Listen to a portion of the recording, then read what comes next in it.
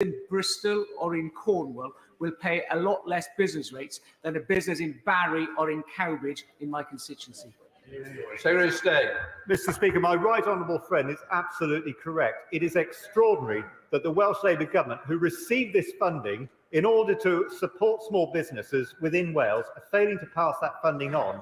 And as a result of that, the average pub in Wales is going to be paying more than £2,000 extra in business rates than a pub in England. The Welsh Labour Government must do more to support small businesses in Wales. Mr. Evans. Speaker, the Secretary of State will know that much of monetary policy is in Threadneedle Street, which shall have an effect on interest rates on Welsh businesses and Welsh households. Has he met recently with the Governor of Bank of England? If not, would he invite him to Wales to see the impact of his policies on the Welsh economy? And may I humbly suggest that he holds that meeting with other Welsh MPs in Blackwood, Newbridge or Ryscott in my constituency? Mr. Speaker, the honourable gentleman will surely be aware that the Bank of England set interest rates independently, and that's as a result of a policy that was brought in by the former Labour government. And it's been widely accepted that it's right that Bank of England sets the interest rates not as a result of what politicians are asking them to do, but as a result of what the economy demands. And as a result of the policies that have been pursued by this UK government in conjunction with the Bank of England, the level of inflation has dropped drastically from over 11% to 4%, and I would like to think that interest rates will soon follow. Shadow Minister Jessica Moore. Thanks, Mr. Speaker. This budget will do nothing to deliver a better future for retailers and customers. That's the words of the British Retail Consortium, whose members face 45,000 incidents of theft and 1,300 incidents of violence and abuse every day. To help keep our Welsh safe, we on this side of the House want to fund an extra 13,000 police officers and PCSOs and extra measures to deter offenders. Why is it that this government is failing to tackle the epidemic of shoplifting and support its victims and take it seriously? Well, Mr. Speaker, I think the honourable lady is actually right to raise this very important issue for retailers. Can I just remind her, though, that the UK government have provided for an extra 20,000 police officers across the whole of the United Kingdom, and we have repeatedly brought forward legislation which will increase prison sentences and increase punishments of offenders. And very often that legislation has been voted against by members of the honourable lady's political party. Sybil Roberts. This government pledged £1 billion to electrify the North Wales main line. And we all know that £1 billion is an uncosted number pulled out of the air. We also now know that phase 1 goes no further than Llandudno. How can he explain to the people living in Ynys-Môn and Gwynedd that talk of rail electrification just means more of the same for us? Slow trains, cancelled services and empty election promises. Mr. Speaker, the UK government have already shown a commitment to transport in Wales, spending £390 million on improved rail infrastructure over the last control period. In addition to that has been the South Wales Metro, which is part of a UK government, Welsh government joint funded growth deal. The Prime Minister was very, very clear about our commitment to the electrification of the North Wales rail line, and that commitment stands, Mr. Speaker. Sybil Roberts. The Tory leader in the Senate opposes moves to tackle the effects of excessive holiday homes in our communities. He goes on about, and I quote, anti-tourism and anti-English policies being imposed on the Welsh tourism industry. Now that the Tory Westminster government is abolishing tax breaks for holiday lets, will he claim that his Chancellor is anti-tourism? Mr. Speaker, I would not, but my friend in the Senate has spoken out repeatedly about Welsh Labour government's plans for an overnight tourism tax, which is going to have a detrimental impact on tourism businesses across Wales. The honourable lady's party are in partnership with the Welsh Labour government, and if she really wants to support the Welsh tourism industry, I suggest she tells them that her members will vote against Welsh Labour's budget and prevent that tax from coming in. Number 3, Mr. Speaker. Secretary of State.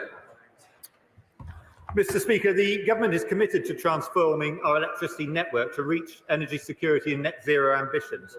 We recently announced an ambitious electricity network package which will reduce consumer bills, bring forward £90 billion of investment over the next 10 years, and allow us to harness Wales's renewable resources such as floating offshore wind in the Celtic Sea. Mr. Speaker. Pylon development for electricity transmission and distribution purposes are very controversial in the communities expected to host them. I have 4 such potential developments in my constituency. The whole of Carmarthenshire is in uproar. will he ask the Secretary of State for Energy Security and Net Zero to commission a study into existing technologies such as cable ploughing, which allow undergrounding at comparable cost to pylons? Secretary of State.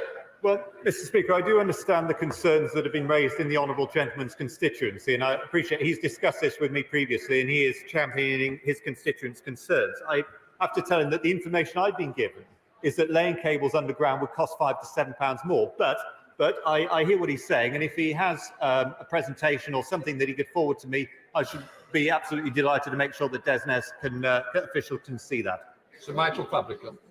Subject of transmission and distribution policy, is my right honourable friend aware that the Senedd has now decided to ban GB News? What's his policy on that?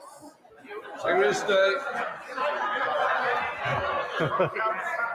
Well, Mr. Speaker, there may be a small saving in electricity by doing that.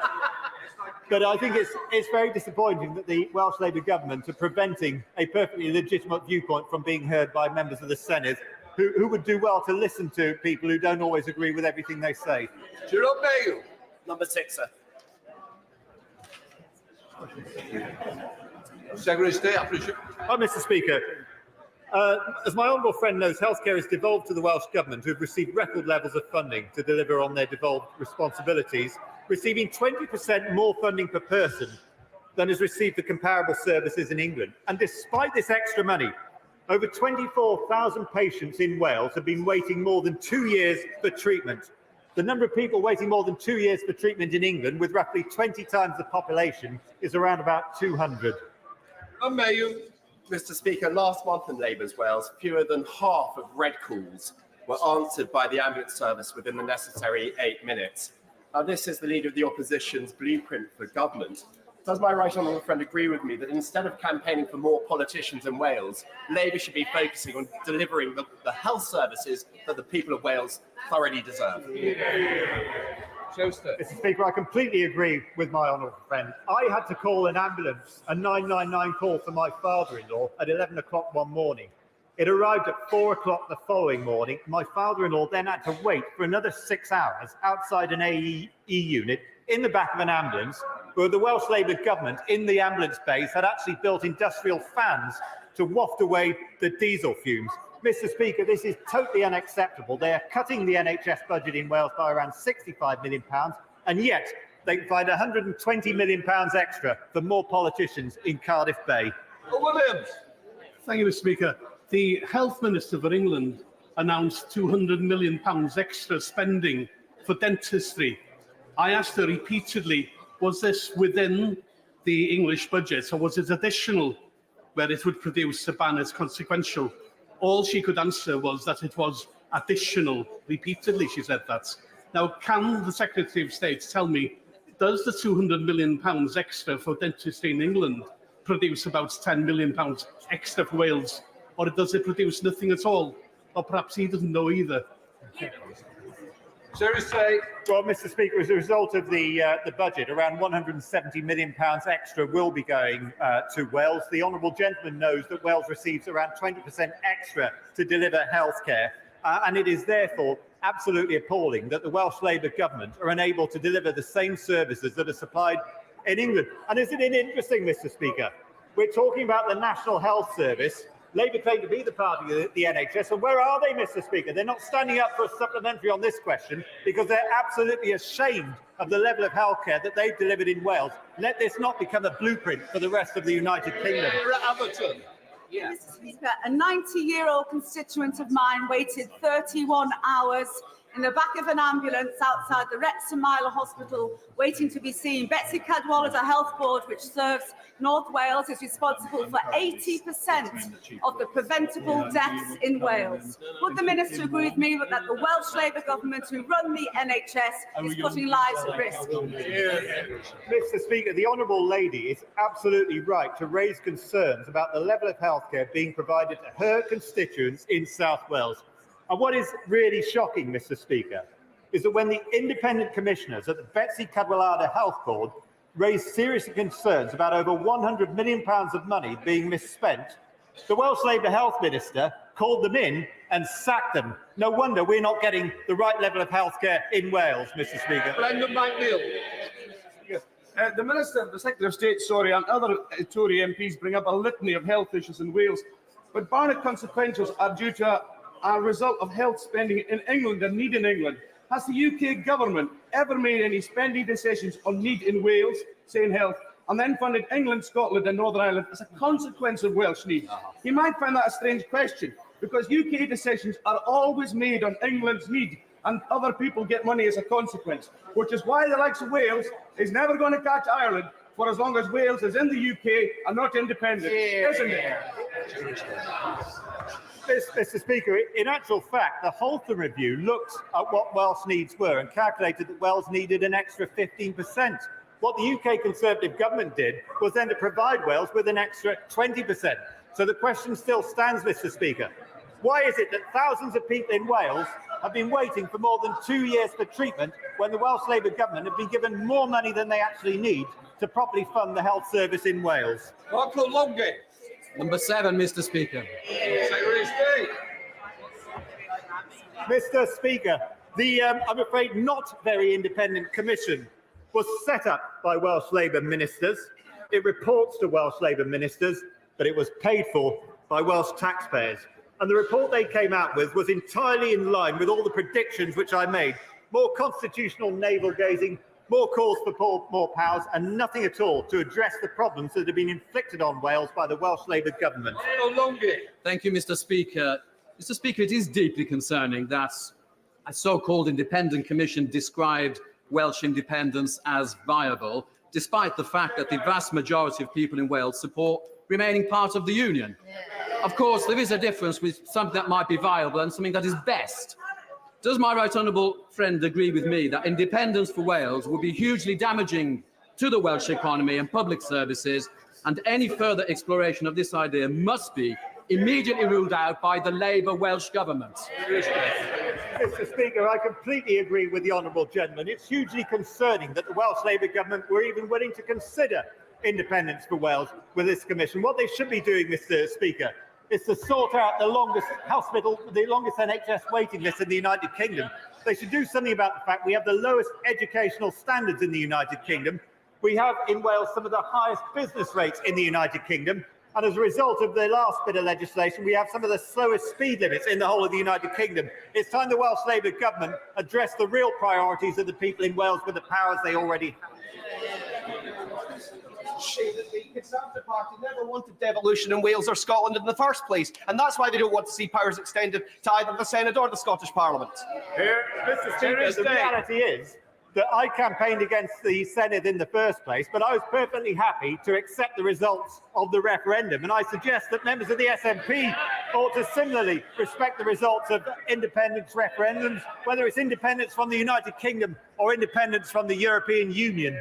Dr. Luke Evans. Number 8, Mr. Speaker. Secretary of State. Mr. Speaker, the recent protests by farmers across the whole of Wales, including outside the Senate, show the huge anger about the proposals for the Welsh Labour government's so-called sustainable farming scheme. To Luke Evans. Thank you, Mr. Speaker. One of the best ways we can support Welsh farmers is by choosing to buy British products. This is good for the environment, reducing food miles, and it's good for our food security by supporting our farmers. So would the Minister congratulate Morrison's, Aldi, Sainsbury's and now Ocado, who have all signed up to my campaign to have a Buy British button online so consumers can easily find British produce?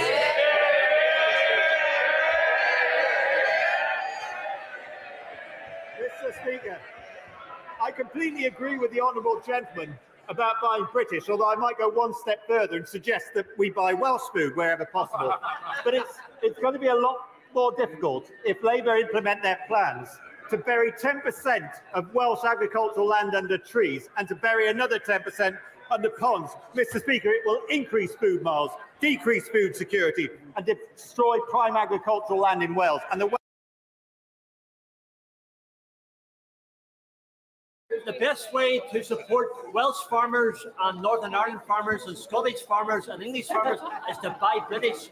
Does the Minister agree that we should all work together across all this great United Kingdom of Great Britain and Northern Ireland to promote farming everywhere? Mr. Speaker, the honourable gentleman is absolutely right. Let's encourage everyone to buy British, and let's make sure that we use as much of our land as possible for growing food, not covering it in trees. And Mr. Speaker, it's particularly hypocritical for the Welsh Government to tell farmers they have to plant trees on their land when the Welsh Labour Government are responsible for thousands of acres of forest, are chopping down 850,000 tonnes of trees every year, and they're even putting some of them into the boiler, which heats up the Senedd. Not that that probably requires many trees to add to the hot air in there.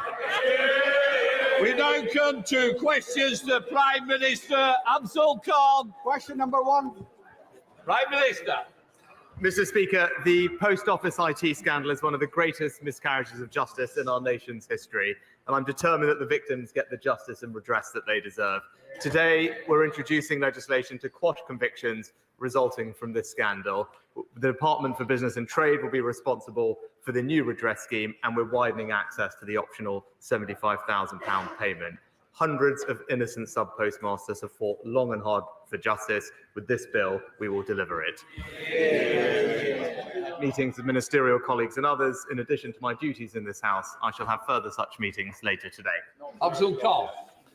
Mr. Speaker, despite serious opposition from the Archbishop of Canterbury, 3 former Home Secretaries and 3 government advisors on anti-Semitism, social cohesion and on political violence, the levelling up secretary is due to widen the definition of extremism tomorrow. Whilst on the benches opposite, members peddle far-right conspiracy theories about Islamists and Muslims taking over Britain.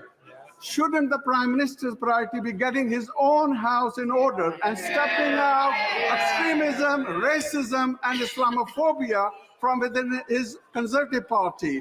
And will the Prime Minister finally take Islamophobia seriously and agree to the definition?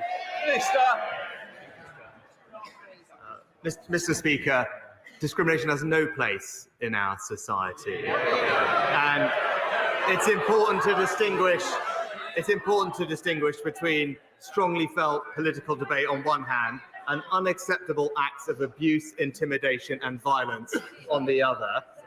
I would urge him to wait for the details of the strategy. It's a sensitive matter, but it's one that we must tackle because there has been a rise in extremists who are trying to hijack our democracy. That must be confronted. And he talks about peddling conspiracy theories. I would just point him in the direction of his previous Labour candidate in Rochdale. Thank you, Mr. Speaker. Armed Forces personnel who served their country for 15 years are eligible for the Long Service Good Conduct Medal, and similar medals are in place for those who make a career of serving in the police, the fire, the ambulance service, and the Coast Guard. But as I learnt on a recent visit to Bournemouth Hospital, where I met the dedicated staff there, no such accolade is in place for the NHS. Would the Prime Minister please support my campaign to see if this anomaly can be corrected so the nation can formally recognise those who devote much of their working lives in the NHS to helping others? Prime Minister. My honourable friend is right that our incredible NHS staff deserve our utmost thanks for their service. And I'm pleased that many NHS organisations, as he knows, have their own schemes in place to do that. We also, of course, recognise NHS staff who are outstanding through our honours system, and MPs are able to acknowledge their work through the NHS Parliamentary Awards, and nominations remain open for that, and I would encourage colleagues to avail themselves of it. But I will make sure that he gets to meet the Secretary of State to discuss his specific proposals further. We now come to Leader of the Opposition, Keir Starmer. Thank you, Mr. Speaker. Can I welcome the legislation on the post office scandal? Mr. Speaker, this week we lost the formidable Tommy McAvoy. He served his hometown of Rutherglen and the Labour government with loyalty and good humour, and we send our deepest sympathies to his wife, Eleanor, and their family. We also learned that the Right Honourable Member for Maidenhead will be taking her well-deserved retirement. She has served this House and her constituents with a real sense of duty, and her unwavering commitment to ending modern slavery is commended by all of us. We thank her for her service. Is the Prime Minister proud to be bankrolled by someone using racist and misogynist language when he says the member for Hackney North and Stoke Newington makes you want to hate all black women? Mr. Speaker, the alleged comments were wrong, they were racist, and he has now, as I said, the comments were wrong, they were racist. He has rightly apologised for them, and that remorse should be accepted, Mr. Speaker. There is no place for racism in Britain, and the government that I lead is living proof of that. Mr. Speaker, the man bankrolling the Prime Minister also said that the member for Hackney North should be shot. How low would he have to sink? What racist, woman-hating threat of violence would he have to make before the Prime Minister plucked up the courage to hand back the £10 million that he's taken from him? Prime Minister. Mr. Speaker, as I said, the gentleman apologised genuinely for his comments, and that remorse should be accepted. But he talks about language. He might want to reflect on the double standards of his deputy leader, calling her opponent scum, Mr. Speaker. His shadow foreign secretary, the shadow foreign secretary, comparing Conservatives to Nazis, Mr. Speaker, and the man that he wanted to make Chancellor. Talking about lynching a female minister. His silence on that speaks volumes. Mr. Speaker, the difference is he's scared of his party. I've changed my party. And Mr. Speaker,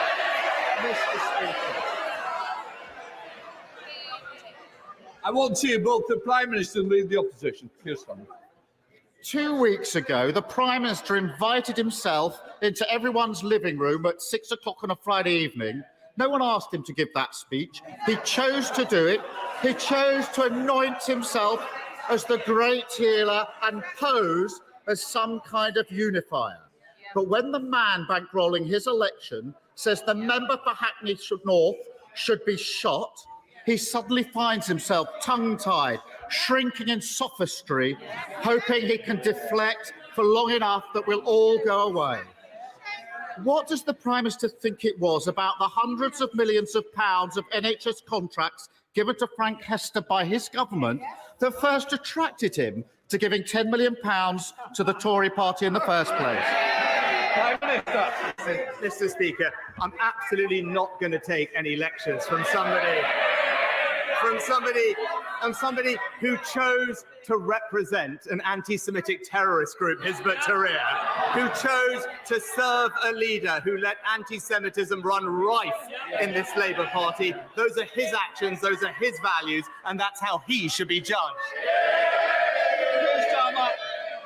Mr. Speaker, the problem is he's describing a Labour Party that no longer exists. I'm describing the man who is bankrolling their upcoming general election.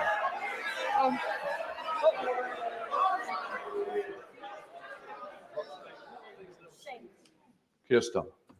They can shout all they like. 2 weeks ago, he marched them out like fools to defend Islamophobia, and now the member for Ashfield is warming up the opposition benches for them. And yesterday he sent them out to play down racism and misogyny until he was forced to change course. He won't hand the money back. He won't comment on how convenient it is that a man handed huge NHS contracts by his government is now his party's biggest donor. You have to wonder what the point is of a Prime Minister who can't lead and a party that can't govern. And Mr. Speaker, national insurance contributions fund state pensions and the NHS. So is the Prime Minister's latest unfunded £46 billion promise to scrap national insurance going to be paid for by cuts to state pensions or cuts to the NHS? Prime Minister. So, Mr. Speaker, I'm glad he's brought up the budget. It's about time that he spoke about his plans, because what have we heard, Mr. Speaker, from the Shadow Chief Secretary? The Shadow Chief Secretary to the Treasury confirmed. Prime Minister. The Shadow Chief Secretary of the Treasury has confirmed that the Labour Party will not be sticking to the Conservative government spending plans. So we now have a litany of unfunded promises on the NHS, on mental health, on dentistry, on breakfast clubs, and that doesn't even include the £28 billion 2030 eco-pledge that he's still committed to. But what we all know, Mr. Speaker, is that while we're cutting taxes, Labour's unfunded promises mean higher taxes for working Britain. No, Mr. Speaker, the Labour Party will not be sticking to his completely unfunded £46 billion promise. And he thinks it can trick people into believing that, but simply shaking the Tory magic money tree will bring it into existence. Let's be clear. 80% of national insurance is spent on social security and pensions. 20% is spent on the NHS. So he's either cutting pensions or the NHS, or he will have to raise other taxes or borrowing. Which is it, Prime Minister? Mr. Speaker, I know it's not a strong point, but if you actually listened to the Chancellor last week, what he would have seen is NHS spending is going up, Mr. Speaker. It's going up. It's a plan that's backed by the NHS CEO, who says that we're giving her what she needs, and at the same time, we are responsibly cutting taxes for millions of people in work. An average worker benefiting from a £900 tax cut, Mr. Speaker. But what I'm hearing from him is he's against our plans to cut national insurance. The highest tax burden since the Second World War. I did listen to the Chancellor, £46 billion of unfunded commitments. They tried that under the last administration, and everybody else is paying the price. And 2 weeks ago, the Prime Minister promised to crack down on those spreading hate. Today, he shrunk at the first challenge. Last week, he promised fantasy tax cuts. Now he's pretending it can all be paid for with no impact on pensions or the NHS. All we need now, Mr. Speaker, is an especially hardy lettuce, and it could be 2022 all over again. Is it any wonder that he's too scared to call an election when the public can see that the only way to protect their country, their pension and their NHS from the madness of this Tory party is by voting Labour? Mr. Speaker, again, no, Prime Minister. Mr. Speaker, he talks about pensions. Pensions are going up by around £900 in this year. It's this government that's protected the triple lock for the last 10 years. He talks about supporting working people. It's this government that's cutting taxes for every single person in work, Mr. Speaker. It's this government that's investing in the NHS. But all we have from him is a £28 billion unfunded promise. Mr. Speaker, I had a look at it. It's here. It's all here. Making Britain a clean energy superpower. He's still stuck to it, Mr. Speaker. And if you look through it carefully, there's billions in spending he's already committed to Scotland, billions for Wales. There's actually money for North London too, I noticed. But the problem is, none of it is funded. So why doesn't he come clean and tell him under his plans, Britain people's taxes are going up, Mr. Speaker?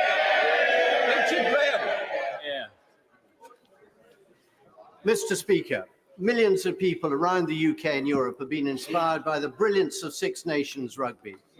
And Premier League clubs like Gloucester Rugby, which were funded during the pandemic through loans authorised by the Prime Minister as then Chancellor, have always been grateful for being kept solvent. But the Prime Minister will also know that the finances of some of these clubs are fragile and that the current loan repayment schemes could be crippling. So will my right honourable friend ask the Sports Minister and the Treasury to try and find a solution through this so that taxpayer interests are protected and all of us can go on being inspired by top-class rugby for years to come? Mr. Speaker, my honourable friend is absolutely right that we stepped in with a £150 million financial lifeline to ensure the survival of Premiership Rugby League clubs during the pandemic. And I am told that DCMS is working with Sport England as the agent to talk to borrowers with concerns about their loan agreements, and any ones that do have concerns should contact Sport England in the normal way. But I can also proudly tell him that we are talking to the Rugby Football Union and the Premiership League to secure not just the future of rugby union, but also his local Gloucester Rugby. We come to the leader of the SNP, Stephen Flynn. Thank you, Mr. Speaker, and I wish to begin by wishing Ramadan Mubarak to Muslims across these aisles. Mr. Speaker, the Conservative Party have accepted a £10 million donation from an individual who has said that one of our parliamentary colleagues in this chamber should be shot. Why is the Prime Minister of the United Kingdom putting money before morals? Prime Minister. Mr. Speaker, as I said, the comments were wrong. The gentleman in question has apologised for them, and that remorse should be accepted. Stephen Flynn. This is complete rubbish. The gentleman in question apologised for being rude. He wasn't rude, he was racist, he was odious, and he was downright bloody dangerous. Now, on Monday, the number 10 said, we've seen an unacceptable rise in extremist activity which is seeking to divide our society and hijack our democratic institutions. Isn't extremism that we should all be worried about the views of those Tory donors that we've read about this week? Prime Minister. No, Mr. Speaker. There has actually been a rise in extremist activity that is seeking to hijack our democratic institutions. It's important. It is important that we have the tools to tackle this threat. That's what the extremism strategy will do, and I would urge him to wait for the Community Secretary to release the details. Will Quinn. Thank you, Mr. Speaker. Sub-postmasters across the country will welcome the government's announcement today on the introduction of legislation to overturn the convictions of those who were wrongly convicted. But can my right honourable friend reassure this House that that legislation will be passed as quickly as possible, and we will support all sub-postmasters right across our United Kingdom? Prime Minister. Well, Mr. Speaker, as I said, I want to pay tribute to all postmasters who have campaigned tirelessly for justice, including those who tragically won't see the justice that they deserve. Today's legislation marks an important step in finally clearing their names, and across this House, we owe it to them to progress this legislation as soon as possible before summer recess so that we can deliver the justice that they have fought for. We're continuing to work with our counterparts in Scotland and Northern Ireland as they develop their plans, but regardless of where and how convictions are quashed, redress will be paid to victims across the whole of our United Kingdom on exactly the same basis. It did. Thank you, Mr. Speaker. The future of children's cancer services. And David. Thank you, Mr. Speaker. The future of children's cancer services in my constituency across southwest London, across Surrey, Sussex and beyond will be decided by NHS England tomorrow.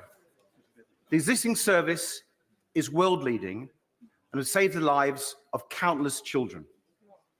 Many of us who've engaged with the consultation process feel that a wrong decision is about to be made, ignoring risk to children's cancer care by moving them to the Evelina. If the Evelina is chosen tomorrow, will the Prime Minister personally intervene and delay any final decision until he's met with myself and concerned MPs across the House so he can prevent these risks to our children's cancer services? Minister. Well, Mr. Speaker, as the honourable gentleman knows, decisions about clinical provision are rightly made by clinicians in local areas across the country. More generally, we're investing in more oncologists, radiologists and community diagnostic centres, which are contributing to cancer treatment being at record levels. But I will, of course, ensure that he and colleagues get a meeting with the Secretary of State. Room change. Thank you, Mr. Speaker. Radical Islamists pose a serious threat to our nation's security. And I agree with my right honourable friend that we must urgently address this. But reports that the government wishes to broaden the definition of extremism are concerning because in separating the definition of extremism from actual violence and harm, we may criminalise people with a wide range of legitimate views and have a chilling effect on free speech. So can my right honourable friend reassure me that instead of trying to police people's thought and speech, as those opposite clearly wish to do, the government will instead target the specific groups that foster terrorism and those who fund them? Prime Minister. My honourable friend makes a good point, and that's why the strategy that I would urge her to wait for will, I think, be one that she can support, because it is our duty to make sure the government has the tools to tackle the threat that she rightly identifies and highlights. And this is absolutely not about silencing those with private and peaceful beliefs, nor will it impact free speech, which we on this side of the House will always strive to protect. Thank you, Mr. Speaker. Children deserve the right to breathe clean air. However, many schools are in areas with high levels of air pollution. Sadiq Khan, the Mayor of London, has announced... Sadiq Khan, the Mayor of London, has announced a pilot for 200 of London's most impacted schools to access air quality filters so children can breathe clean air in their classrooms. Does the Prime Minister support this pilot, and will he implement similar measures across our country? Prime Minister. Mr. Speaker, I'm pleased that latest published figures show that air pollution has reduced significantly since 2010, and partly due to our targets, partly due to our legally binding targets to reduce concentrations. They will continue to reduce over the following years. And on top of that, we've also provided almost £1 billion to help local authorities across the country implement local plans to reduce NO2 and make sure that we can support those impacted by those plans. Thank you, Mr. Speaker. I understand the latest scheme that's being considered is to pay migrants thousands of pounds to leave Britain. Prime Minister, let's just leave the ECHR and deport them for free. So far, over 40,000 Brits have signed my petition with the Conservative Post calling for us to leave the European Convention on Human Rights. Will the Prime Minister commit to leaving the ECHR, or at the very least, have it in our manifesto to have a referendum and let Britain decide? Prime Minister. Mr. Speaker, my honourable friend is absolutely right that we must do everything we can to secure our borders, ensure that those who come here illegally do not have the ability to stay. That's why our Rwanda scheme and legislation is so important. And what I've said repeatedly, and will happily say to her again, is that I will not let a foreign court block our ability to send people to Rwanda when the time comes. Roberts. The National Theatre production, Nye, which stars Michael Sheen, celebrates at the end a transformational increase in life expectancy since the founding of the NHS. But UCL findings indicate that austerity policies between 2010 and 2019 are responsible for a 3-year setback in life expectancy progress. Does he, or the leader of the opposition for that matter, think public services can withstand an extra £20 billion of cuts? Prime Minister. Yeah, well, Mr. Speaker, first of all, I'm pleased that the National Theatre received significant funding from the Chancellor in the recent budget to support their fantastic work across the UK. But I am surprised to hear her raising the NHS when it's her party that's propping up the Welsh Labour government in Wales, which has absolutely the worst NHS performance of any part of the United Kingdom. Mr. Speaker, may I thank my right honourable friend for meeting me 6 weeks ago to discuss the plight of victims of COVID-19 vaccine damage. And may I ask him, following that discussion and his very sympathetic response during the GB People's Forum to Mr. John Watt, who himself is a victim of COVID-19 vaccine damage, whether the government will be supporting my COVID-19 vaccine payments bill this Friday. Mr. Speaker, can I thank my honourable friend for raising the issue and the conversation that I had with him previously, and extend my sympathies to all of those who have been affected by this. I will, of course, make sure that he can meet with the Secretary of State to discuss his bill, and as I committed to him, we are looking at the issue in some detail to make sure that the policies we've got are providing the support that they need to. Thank you, Mr. Speaker. The Prime Minister stood outside Downing Street saying that he wanted to root out hate and extremism. Can you imagine? Yet it shamefully took him more than 24 hours to finally say the remarks by the Tory's biggest donor that looking at the Right Honourable Member for Hackney North and Stoke Newington makes you want to hate all black women were indeed racist. In November, the Prime Minister accepted a non-cash donation to the tune of £15,000 from Frank Hester, for the use of his helicopter. So will he reimburse him? Yes or no? No, Mr. Speaker, and I'm pleased that the gentleman is supporting a party that represents one of the most diverse governments in this country's history, led by this country's first British Asian Prime Minister. Thank you very much, Mr. Speaker. Later today, I look forward to voting for a tax cut for thousands of my constituents, a national insurance tax cut that will mean £900 off the tax bill for thousands of my constituents. After listening to the rhetoric from the leader of the opposition today, does the Prime Minister expect that the main opposition party will vote against this afternoon's tax cuts? Well, my right honourable friend raises an excellent question, because whilst on this side of the House we believe in a country where hard work is rewarded and people can keep more of their hard-earned money, which is why we're cutting their taxes by an average of £900 each, we hear consistently from the party opposite, not only do they disagree with that approach, they continue to cling to unfunded spending promises that will put taxes up, but also the Shadow Chief Secretary of the Treasury, we learned just yesterday, described our plan to end the double taxation on work as morally abhorrent.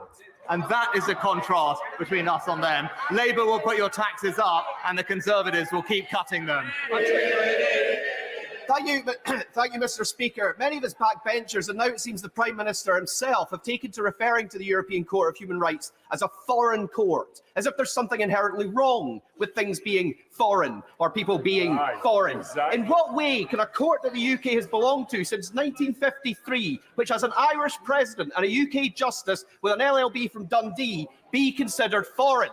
I think the House needs to hear the Prime Minister commit today to the UK's continued membership of a court and a convention which protected our rights and freedoms for over 70 years. So,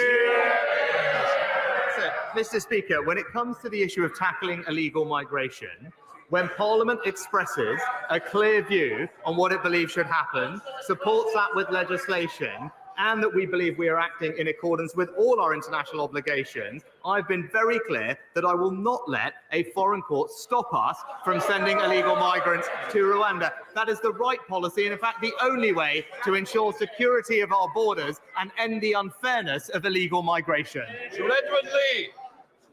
As a general election is not just a mere expression of opinion, but a serious choice, will my right honourable friend agree that there is only one potential party of government that has the will, the inclination and the determination to stop mass illegal and legal migration, and that is the Conservative Party. Let's unite our movement and do that. I agree with my honourable friend entirely. And we know this because not only has the honourable gentleman opposite opposed the scheme, he's been clear that even when the scheme is implemented and working, he would still scrap it, Mr. Speaker, which tells you everything you need to know. On this issue, their values are simply not those of the British people. There's only one party that's going to stop the boats. It's the Conservative Party. Thank you very much, Mr. Speaker. Under this Conservative government's watch, Thames Water have dumped over 72 billion litres of sewage into London's rivers, all whilst racking up multi-billion-pound debts. And reports are now that they could go bust any day. Despite this, the government is still refusing to publish their contingency plans for the collapse of our country's biggest water firm. So, yes or no, does the Prime Minister believe that Thames Water will still exist by the end of the year? Prime Minister.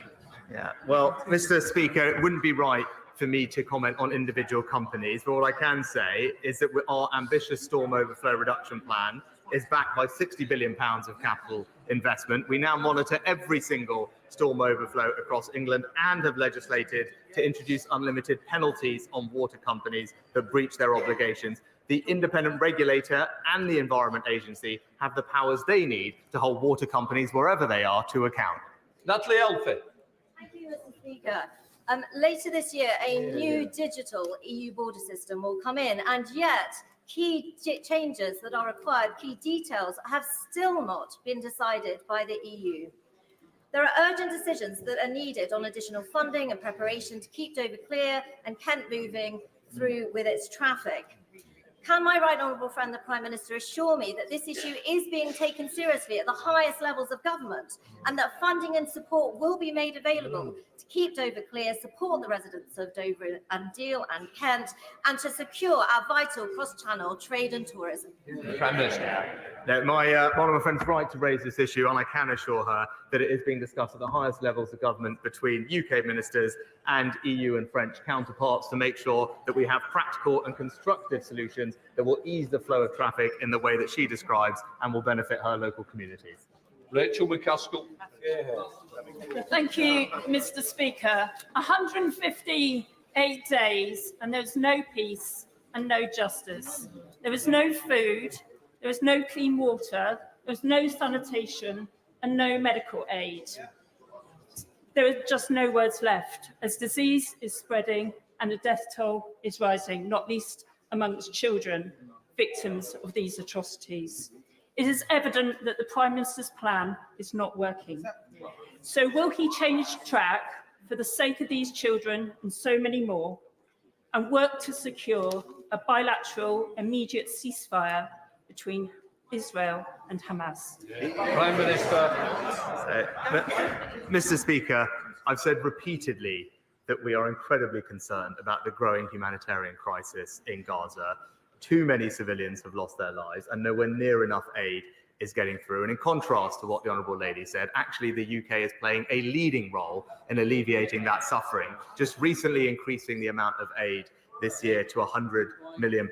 Just today, 150 tonnes of UK aid is due to arrive in Gaza, and a full field hospital flown from Manchester to the Middle East last week will also arrive in Gaza in the coming days, staffed by UK and local medics to provide life-saving care. We are doing absolutely everything we can, working with our allies to bring much-needed aid to the people of Gaza. Show them report. Mr. Speaker, now, will my right honourable friend join me in thanking the maternity team at the Royal Cornwall Hospital at Trellisk in my Truro and Falmouth constituency for all their outstanding work they've done to improve maternity services over the last few years. Their sheer hard work, along with the coming new Women and Children's Hospital, mean that there are now no midwifery vacancies in Cornwall, which I think you'll agree is a fantastic achievement. Prime Minister. Well, can I thank my honourable friend for highlighting the improvement in maternity services at the Royal Cornwall, and she in particular is a tireless campaigner for reducing baby loss, and I commend her for her recent work on the introduction of baby loss certificates. And as she knows, we are committed to a new Women and Children's Hospital for my honourable friend's local trust in 2030 as part of the new hospital programme. Sir Dyke. Thank you, Mr. Speaker. My constituents in Somerton and Frome, working together with the Langport Transport Group, submitted a robust strategic business case to the government in July 2022 for the reopening of a train station in the Somerton and Langport area, a train station that would connect over 50,000 people to the rail network, boost the local economy and support local people to reduce their reliance on their cars. Almost 2 years on, they are still waiting for a response. So does the Prime Minister support this project, and can he provide confidence to my constituents that their hard work to drive this vital project forward has not been futile? Prime Minister.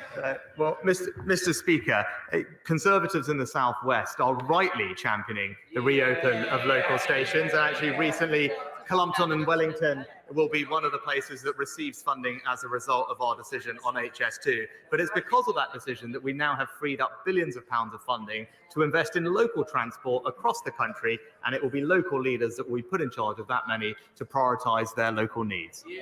Final question, Mark Francois. Prime Minister, in the 1930s, one of your less illustrious predecessors, Neville Chamberlain, so denuded the British Armed Forces of funding until it was too late that we failed to deter Adolf Hitler, and 50 million people tragically died in the Second World War. Russia has invaded Ukraine. China is threatening Taiwan. British shipping is being attacked by Houthis in the Red Sea. As the son of a D-Day veteran, could you please assure me and the House of Commons we are not going to forget the lessons of history and make the same mistake again? Prime Minister.